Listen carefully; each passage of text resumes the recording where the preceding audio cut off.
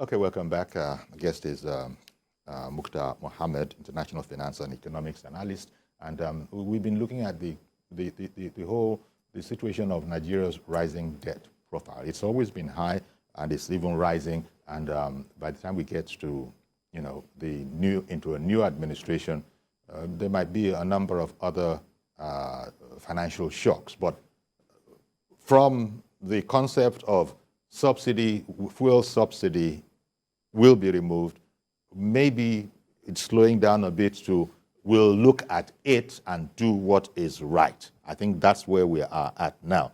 Because oftentimes you hear that before people come into office, they have a very good idea of what they're going to do. But then we've heard that after all, when President Buhari came into office, 6 months on, he didn't have a cabinet yet, that kind of a thing. And,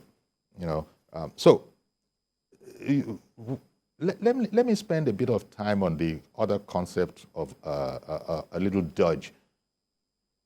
If dollar is causing us so much problem, some countries are talking about getting rid of the dollar as the, a sort of a gateway. And, the BRICS nations are the most famous. And you were saying that, if they do business among themselves, you can understand that. Yeah. So where does that leave us in Africa now? Yeah, it's still the same thing because globally you don't accept any currency but the dollar. So if we are not doing business, even the European nations that are talking this and that, if you want to do business with them, they would rather collect your dollar than even collecting their own currency. I mean, exception from some European country where you have the euro. And exactly you have to change that euro from your own currency to their own currency. So what we are saying is that if you want to do that, that's why we're talking about, remember the ECOWAS single currency. Those are things, the European nation came in, they have a single currency. So those, because they are doing trade within themselves, that was the whole idea of single currency. Single currency is to aid trade within yourself. Now, in a situation where you are not even doing trade within, how much of volume of trade does Nigeria do with Ghana? How much of volume of trade does Nigeria do with South Africa? Okay, aside the bilateral air agreement that we fly to South Africa and come back, how many of South African raw material, steel, or diamond that is in Nigeria? They are one of the largest producers of diamond in the world. How many of their diamond do we have in Nigeria? When you talk of Kenya, what do they import into? The business we do with them in Nigeria is just in their Kenya Airways, and then we go there for tourism. How about the tea and coffee? We don't. How many? You see, the thing is that by the time you bring the tea and coffee from Kenya, it's more expensive for the businessman than when you bring the tea and coffee from Netherlands. It's cheaper. Now, what does that do? That's why they came up with the African Continental Trade Agreement. That agreement has not seen the light of it. That agreement is saying that whatever is produced in Kenya, when you bring it to Nigeria, you have a tax holiday, own taxes, so that to bring the cost down, so that it will favorably compete with the other things from Netherlands. Some of these things are good. They are fantastic, but when you look at the cost, it's high. Joshua in Irewolide, good morning to you, sir. Thank you for calling in. Yeah, good morning and good morning, Mohammed. Yeah. You took something out of my mouth. I was trying to say this dollar naira thing, this dollar rate, when is it going to stop? I know that there was a time that this government tinkered with yen in terms of swap, but that didn't succeed. So I'm looking at what is about this dollar, that is it going to be forever? That's one aspect. The other one is this government, Obiori, the incoming president. I'm happy that the man is an accountant or has an accounting background. That's part of my joy about him being the president-elect. The present government, you should be aware, especially the president, has very limited knowledge of economy. The weak point of this administration is governance by economy. It's almost zero. Now, when the head does not understand how to tinker with figures and understand basic accounting issues, it's easy for the people under to pull a wool over his face. I think happened to this president. that no matter how well-intentioned these programs and plans are, he gets frustrated. If not, I will ask you, Uncle Yori and your guest, how come we borrow loan and then the money disappears? Who are the people spending it? Instead of thinking about how much we are actually borrowing, ask yourself, when this comes into Nigeria, where does it go? So as far as I'm concerned, this regime of whatever subsidy should go is a terrible thing on Nigeria. It should go. We should find an alternative to increase productivity and get the economy running. Thank you, sir. Thank you very much for calling in, Mr. Joshua. Although I wonder if he didn't make a bit too much about the, total, it's almost like the president, is totally unaware of what to do when it comes to economics. No, I don't say he's totally unaware. Let's because get that. I was going to say that President Buhari is more interested with the poor, of the poor. So any idea they sell to him that has to lift up the life of the poor, okay, he's likely to listen. He listens because to him, he is the president of the poor of the poor. But unfortunately, those ideas are not well conceived. The 5,000 naira we are saying has been there for a while now. Up to this moment, we don't know how they give that 5,000. Who is the poor of the poor? Who is qualified to get 5,000? Who is not qualified to? There was a time that we heard that you must belong to a political party for you to get that 5,000. So the strategy of who is poor. So who is poor is someone that does not have 5,000 naira in his account. That is our statistics of who is poor. So I think that, and unfortunately now, 5,000 naira, I must always go back, it's just about $1 something because of the 750. So it's not even. But if you look at it as a 60,000 in over a 12-month period, and Uncle Yera, I know where you are coming from, the rural area, when they see 60,000. But I'm telling you that the cost of living in those areas, you've looked at the inflationary figures that comes in from Nigerian Bureau of Statistics, you realize that inflation is hitting the rural area more even than the urban area. Go and look at those numbers. So that is a challenge when inflation is hitting the rural area. Equally as hard, if not harder. Because the cost of transportation in the rural area has gone times 2 because the cost of fueling their vehicles, they don't buy fuel at 185 in the rural area. Let anybody come and challenge me. They don't buy fuel at 185 in the rural area. They buy as high as 400 naira, 500. Ask them. Mr. Mohammed in Abuja, good morning to you, sir. Good morning, Uncle Yeri. I greet your guest, Mr. Mukhtar. Thank you. Yeah, thank you. And I concur with Uncle George. Okay. Definitely, the subsidy should not be removed, but the corruption in the subsidy should be removed. I seriously agree with him.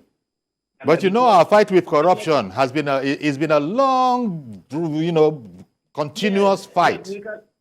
We can still tackle it because I know Aswaji is determined and is capable of tackling that corruption in the oil industry. I know he can do it, and it will be done by him. So, okay. That is number one, Uncle Yeri. Number two, the advert you played when you went on this break. I'm advocating that advert should be continuously playing in different media outlets, different media stations, including Arise TV, that we see it as another foreign body, like they are not Nigerians, because they always negative in reporting anything in Nigeria. This is sponsorship. We can pay them. They need money. We can pay them to be playing, because many of those boys that believe that America is heaven, they can be seeing the advert there. Please, I'm advocating, I'm appealing, let them play that advert there. Let them know that the heaven has already congratulated Aswaji Bola and Tinubu, and then other presidents in Africa and in whole the world. But they have congratulated him, so that they can have sense of belonging. Okay, then. Thank you and have a nice celebration. Thank you. That's a politician talking. That was a side jibe, but somebody having a sense of belonging. Anyway, okay. Even when Bola Ahmed Tinubu comes, as he has said, he's going to be the president of all. He's not a president of APC or anything like that. He's saying that, and I remember that this very president in his first speech told us that I belong to nobody, I belong to everybody. But at the end of the day, he traveled to a place and he said, how can I do the same thing for people that gave me 95% of the vote and people that gave me just 5%? You don't expect me to. So let's hopefully, I think Asiwaju, with all fairness to him, I think immediately he won the election. I've seen his sense of maturity. He has not been talking too much. He has not been hitting his political opponent with jabs like what he did during the campaign. So I think he's beginning to look at, and his media team have said that Asiwaju is not going to be looking at which party you are coming from to make his cabinet. Hopefully. I hope it works. Indeed. I hope it works. Ada in Jos. Good morning to you, ma'am. Good morning. Good morning. Good morning. I'm Mr. Yuri and Mukhtar. your guest, Mukhtar Mohammed. It's Ada calling from Jos State. Let me tell you something. Your guest is on point. Mr. Yuri, sorry, or maybe you're just playing the role of the anchor. When you were saying that the 5,000, when you accumulate, Mr. Yuri, even in your own house, even to drink water, bottled water, you spend 60,000 naira even in a month to drink bottled water in your house. Let's leave it at that. That is just, dehumanizing people. How can somebody that is a low self-esteem, what can 5,000 do for anybody now? The way forward for Nigeria is that we should restructure this country to discourage the feeding bottle economy. That is the way to go. Nigeria is endowed with abundant solid minerals. The last time I checked, in 36 states, including FCT. If we stop these things, we will make a forge ahead. You don't borrow money to share. Sharing money does not grow any economy. That is tackle the major infrastructure things that will, attract investors to come and invest.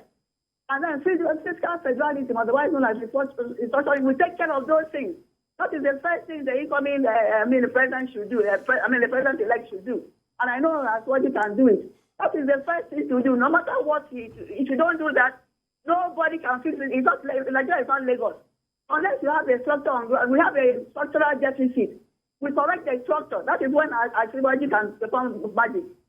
I was going to call. I was telling somebody yesterday, and the person was laughing. I said, it might be a blessing for Atiku and the Obi and the rest of them. It might be a blessing because as when they go in and there's a problem, within 1 year, the people who are shouting, Ozan will start saying, crucify him. So maybe Asiwaju will take the blame. All the same, let's not do about Nigeria. It shall be well. Ogadima. Thank you very much for calling in. You know, it's interesting that, quite a number of people have commented on this 60,000 naira per annum, which is 5,000 naira for 12 months, right up until for the next 12 months. And many people don't seem to think it's a very big deal. But when I introduced it to you as a concept for evaluation, you had said, what is that? That was my first notion too. Say, what exactly is that going to do? But then being pointed in the direction of this money is going to be used, it's going to be spent, it's going to be put into the economy. There's going to be a cumulative effect. But people who know about these things, including your very good self here, have commented on it, and you're saying that you're not really impressed with that whole idea. Let them go ahead, but it seems like you are having a difficulty in seeing how much good it is going to do. I mean, all you need to look back. Look at trader money. What has happened to trader money? We've done a lot of these policies. They are not working. Because for you to see effect of those policies, then you need to look at how much of 5,000 can somebody value in terms of providing healthcare or education for a student in the rural area. If you want to take a people out of poverty, first of all, you look at education and health. Is a man that is healthy by eating good food, then go to school, then we think. He will see the future. That's why you cannot cajole him. You give him 1,000, he will say, no, my future is bigger than 1,000. So what the politicians are doing, they are just doing the normal thing that, politics, say in the rural area, when you give them 5,000, they vote for us. So we are going to be giving them 5,000 monthly. So it will help them since they can collect 5,000 for 4 years. No. You must look at the product, like Ada said, the productivity. Productivity is all. It's everything. So if you are giving 5,000 naira, is this 5,000 naira being productive in the economy?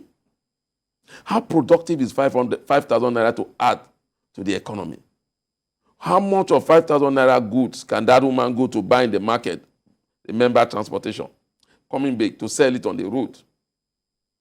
We must look at how can we help the rural people. It's not by, like you said, no economy has thrived by giving people money. Yeah. Every economy has thrived by making the people more productive. Exactly. Increasing their productivity in the area of job creation and innovation. How innovative is 5,000 naira to the economy? Is that creating a product? And that's what we need. It's a product we need. We need products so that we have some. In fact, thank God for our oil. Otherwise, God knows where we would have been. Even the oil now, they are being stolen until recently. We are not seeing it again. Who is on the line? There's somebody on the line. Lukman in Ghana. Good morning to you, sir. Hello, good morning. Good morning, Mr. Lukman in Ghana. Uncle Yori, good morning. I love what your guest is saying over there. Mr. Mukhtar, I think I've watched him several times on several TV stations, and I love his understanding about economy of our nation. First of all, if you are talking about our national debt, people also should focus on, because that money is the state debt is included. It's not only federal government debt. The sub-nations, the states that are borrowing money, what are they using those money for? How many states are having state farms? Doing regionals, we have Awolowo in Southwest are doing cocoa. We have Pyramid in North. We have Palm North in Southeast. And our naira was bigger than dollar then. So we should focus on the state government as well and federal government. And like what your guest has said, we should stop this palliative issue because it will not work. We should invest on infrastructure and manufacturing. If our exportation is bigger than our importation, Nigeria will be greater and be better. Thank you, and have a nice day, sir. Thank you very much, Mr. Lukman. He spoke about state farms because they said, remember the states as well. And I remember Saraki, when he was governor, he had this whole farm. Zimbabwe farmer. After he left government, the Zimbabwe farmer left because the other government. You see, that's what we're talking about, government. You see, when you look at all the state governments, what they have borrowed, you realize that they are borrowing to build infrastructure that is not adding value to create wealth for their people. You are a state in Ogun State, you are building an airport. You say you want to build a cargo airport in Ogun State. We have a cargo airport here in Lagos, which is the center of commerce. How much of that cargo we will not take to Lagos? And when you talk about security and cost of bringing those goods, who wants to pay for that? Some of them just so when the time that they were building airport in Osun State. New economy itself. You know, all of these things, governments are sitting down, burning the midnight oil, planning these things, and then you come and you reduce it all to naira and copper. No, who's going to pay for that? Who's going to pay for that? What incentive are you giving them? Let's look at UAE. What does UAE do? UAE has a cargo terminal outside of their airport in Dubai. They have a cargo terminal in Sharjah, where all cargo land. And then they created it like tax-free. And then in terms of transportation, there are a lot of things they add up to make that goods cheaper by the time it entered Dubai. Mm. So you don't just create a cargo terminal and just say, I will come and drop my goods there. Then governments are building airports. You're building airport in, you want to build international airport in Ibadan. You want to build international airport. Before I end, Uncle Yorin, out of 36 states in Nigeria, only 4 states attract foreign direct investment. Only 4. Lagos, Ogun, Abuja, I mean, it's not even a state. Yes, Abuja. Yes. I think in one other state. Rivers didn't attract, and it's the NAFO. Bayelsa. Even, I think, okay, Akwa Ibom. They were the only 4 states that attracted foreign direct investment. So when you are borrowing to attract investors, let's look at it. How much of their borrowing have attracted investment to their places? When you want to borrow, you borrow to create value chain. And when you bring value chain, then you create innovation. When you create innovation, you create profit for the companies. When you create profit for the company, you get a culture. When you get a culture, you get employment. It's as easy as that. Well, it's no rocket science. Well, that's a fine place to leave it, because let me just find a way to try and digest a lot of the things that you've put out there. And I want to thank you, as always, Mukhtar Mohammed, for coming along and analyzing these issues, along with our guests, our viewers that have called in on the matter. Thank you very much for doing so. We just are going to have to keep our fingers crossed, but as you were saying, the incoming administration with an accounting background, things should be different. I'm very expectant. When you look at his antecedents, and if you look at his policy with the private sector, and you look at those he hangs around with, I'm very confident. Thank you very much.